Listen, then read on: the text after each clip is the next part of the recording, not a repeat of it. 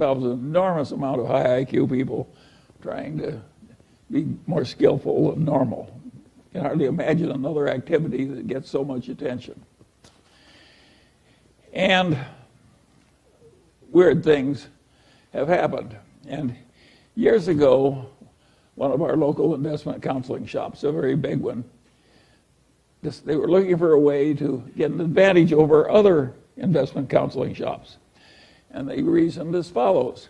We've got all these brilliant young people from Wharton and Harvard and so forth, and they work so hard trying to understand business and market trends and everything else.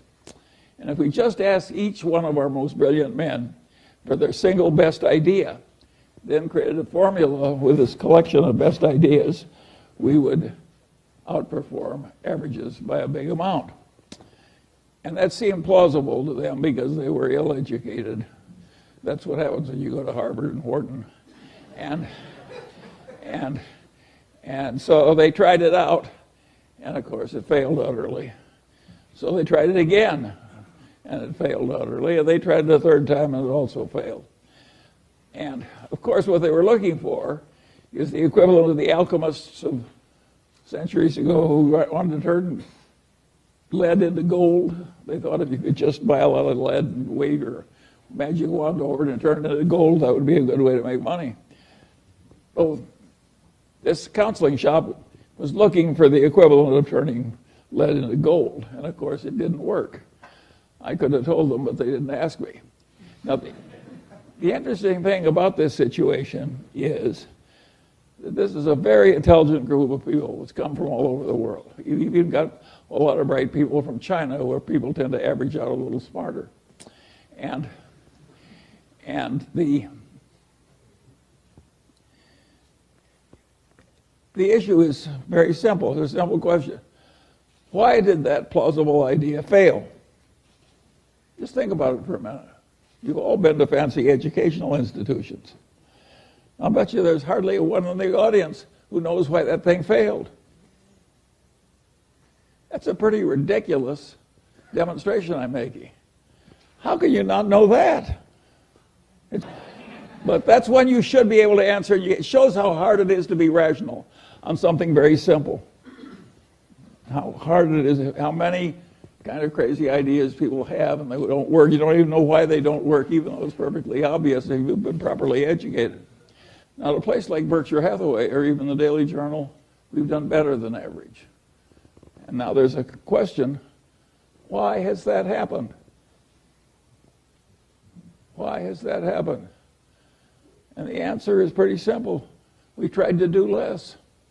We never had the illusion we could just hire a bunch of bright young people and they would know more than anybody about canned soup and aerospace and utilities and so on and so on and so on. We never had that dream. We never thought we could get really useful information on all subjects, like Jen Kramer tends to have. And we always realized that if we worked very hard, we could find a few things where we were right, and that a few things were enough, and that was a reasonable expectation. That is a very different way to approach the process. And if you had asked Warren Buffett the same thing that this investment counseling did, give me your best idea this year, and you just followed Warren's best idea, you would find it worked beautifully. But he wasn't trying to know the whole. He would give you one or two stocks. He had more limited ambitions.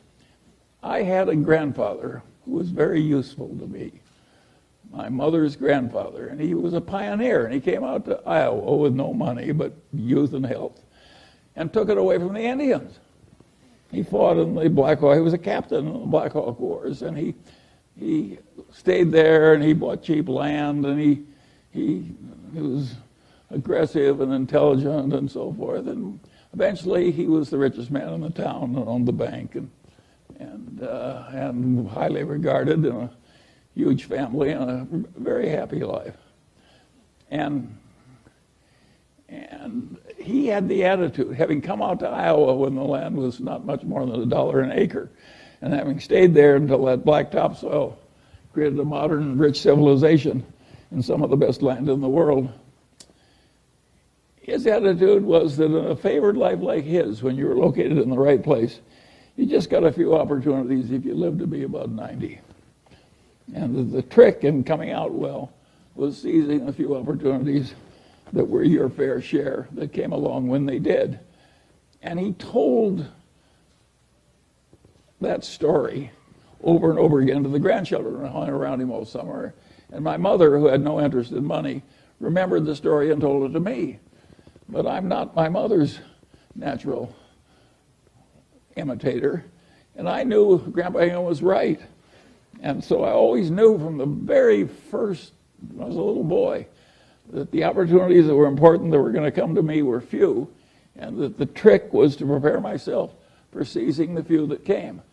This is not the attitude they have at a big investment counseling thing. They think if they study a million things, they can know a million things.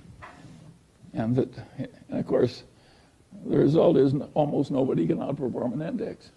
Whereas I sit here with my Daily Journal stock, my Berkshire Hathaway stock, my holdings in Lilu's Asian fund, my Costco stock, and of course I'm outperforming everybody. And I'm 95 years old,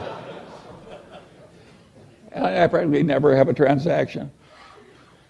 And the answer is I'm right and they're wrong. And that's why it's worked for me and not for them.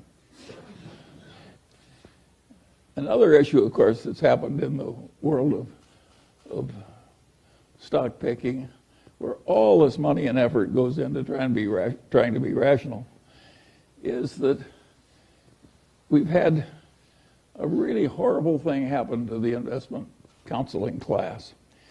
And that is these index funds have come along and they basically beat everybody. And not only that, the amount by which they beat everybody is roughly the amount of cost of running the operation and making the changes in investments. So you have a whole profession that is basically being paid for accomplishing practically nothing. This is very peculiar. This is not the case with bowel surgery or even the criminal defense bar and the law or something. They have a whole profession where the chosen activity they've selected, they can't do anything.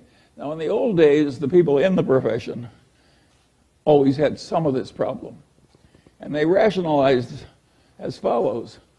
We are saving our clients from the insurance salesman and the stockbroker, the standard stockbroker that serves the active trader. And they were saving people from the life insurance salesman and the hustling stockbroker who liked active trading. And I suppose in the sense that the investing class is still saving those people from an even worse fate.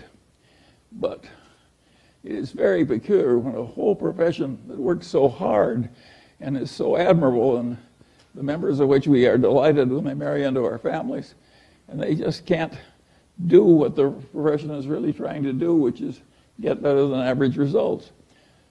How is that profession handling this terrible situation as index investing gets more and more popular, and including by a lot of fancy places? Well, I'll give you a very simple answer. They're handling it with denial.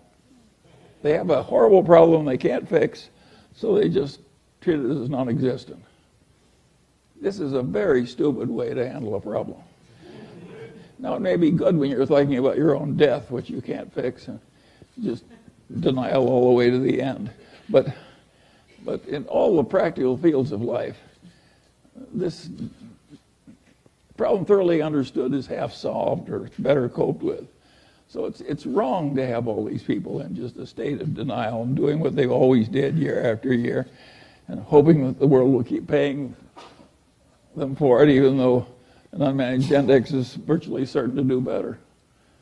And I don't have any solution for this problem. I do think that index investing, if everybody did it, won't work. But for another considerable period, index investing is going to work better than active stock picking, where you try and know a lot.